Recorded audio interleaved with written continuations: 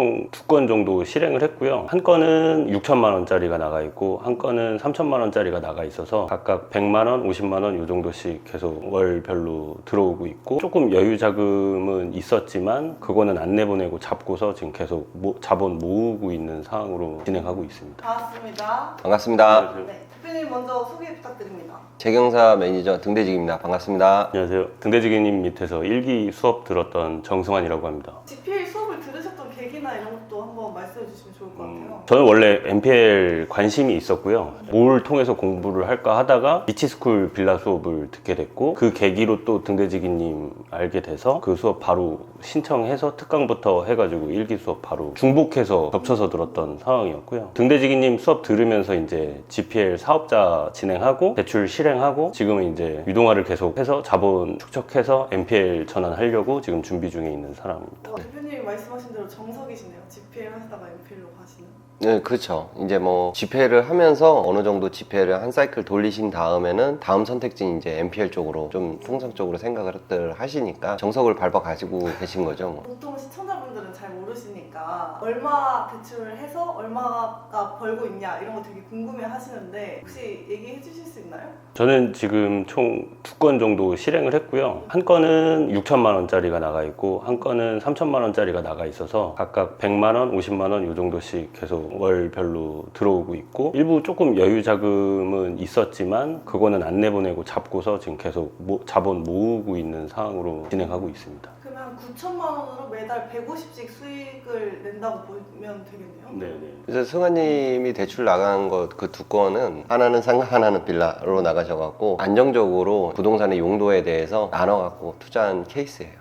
또 그 GPL 투자 과정이 궁금하실 것 같은데 어떤 것들을 배우고 실행하는지 한번 얘기해 주실 수 있나요? 일단은 크게는 이제 법인 설립하는 과정을 배웠고, 그 다음부터는 이제 여러 케이스 뭐 사례 통해서 이런 거는 분석을 했어도 안 나간 것들. 근데 그게 이제 처음에 어려웠던 부분은 이제 빌라 경매를 배우러 와서 이제 GPL을 한꺼번에 듣다 보니까 이제 상품군이 주거 상품군뿐만 아니라 뭐 상가도 봐야 되고 토지도 봐야 되고 공장도 봐야 되고 뭐 이런 부분들이 있으니까 가치 판단에 대해서 좀 어려운 부분들이 많았는데, 여러 사례들이나 실제 대출 나갔던 사례들 또 안 나갔던 사례들을 보여주시면서 등대기지기님이 어느 정도 가이드라인을 구성해 주시기 때문에 결국 시간을 통해서 같이 공부하다가 보니까 어느 정도의 가이드 가지고서는 그래도 나갈 수 있겠다라는 거를 배우게 됐죠. 또 어떤 과정을 통해서 또 대부업이 설립이 되죠? 그냥 일반 사업자 내는 거랑은 많이 다르더라고요. 매매 사업자 내는 거랑 대부업이랑 차이가 있는 것 같아가지고. 사업을 운영하면서 개인 정보를 다루다 보니까 아무래도 대부업 관할에 있는 교육도 또 따로 들어야 되고, 수료 후에 사업자 설립 과정에서는 실사, 지자체 업체에서도 실사를 또 받아야 되고, 그 후에 이제 사업자 등록을 마치는 설립이 되는 과정이 있습니다. 그럼 또 GPL 하다가 MP를 넘어가야겠다는 확신이 든 이유도 궁금한 것 같아요. GPL 2건을 통해서 GPL이 이렇게 흐름이 돌아가는구나 라는 거는 어느 정도 대충 가이드라인을 잡았고, 결국은 이제 수익률의 극대화를 위해서 이제 MPL을 하게 되면 레버리지 투자를 통해서 또 수익을 더 많이 취득할 수 있기 때문에 그런 부분의 매력을 느끼기도 한 거고, MPL 채권을 취급하다 보면 뭐 때에 따라서 이제 유입을 하면서 내 거를 직접 확보할 수 있다라는 거에서 메리트도 있기 때문에 지금 저는 MPL에 대해서 조금 더 관심을 두고 진행하고 있습니다. GPL 졸업생 분들이 또 MPL 스터디도 하고 계시나요? 즉흥적으로 중간중간마다 스터디가 필요한 물건이 있을 때마다 스터디를 하고 있습니다. 졸업생 방에 공지를 하셔가지고.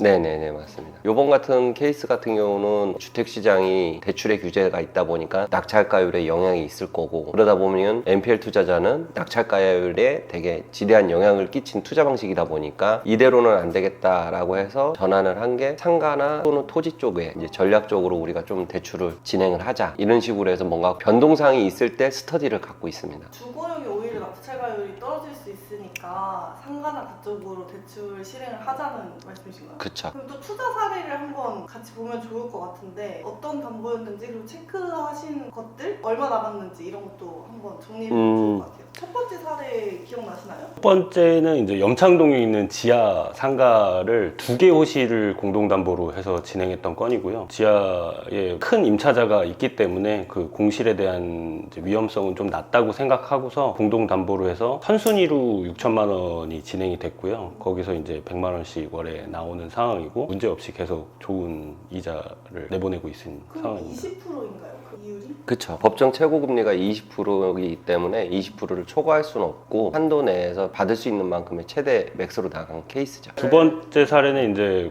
인천 구월동에 있는 4층에 있는 빌라인데 전용 50회배 정도 되는 빌라고요. 거기도 마찬가지로 선순위로 3천만 원이 나가 있는 거라서 그렇게 뭐 문제가 있는 상황은 아니어서 안전하게 나가 있는 상황입니다. GPL 투자 과정 중에 좀 어려운 건 없으셨어요? 아무래도 아까 말씀드린 것처럼 이제 가치 분석에 대한 것들이 이제 우리가 경매로 접근을 하다 보면 낙차를 대부분 분들이 이제 약간 두려워하는 부분이기도 하고 그 가치 판단에 있어서 NPL이나 GPL은 역으로 내가 얼마의 안전자산을 내보낼 것인가에 대한 판단할 때 그 부분이 처음에 많이 헷갈리는 부분이기도 하고 그 부분을 이제 등대지기님하고 사례에 따라서 뭐 많은 궁금증하고 문의 드리면서 조금씩 답을 얻어가면서 저만의 이제 가이드라인을 찾아가고 있다고 생각하고요. 처음에 할 때는 이제 가치 판단이 아무래도 제일 어려운 부분이고 대출 나갈 때 어떤 식으로 나가는지 한번 설명해 주시면 좋을 것 같아요. 정규반을 수료하신 분들이 저하고 저희 운영진 이렇게 총 3분에서 단톡방을 하나를 만들어요. 그러니까 강사님, 운영진님, 그리고 수강생 이렇게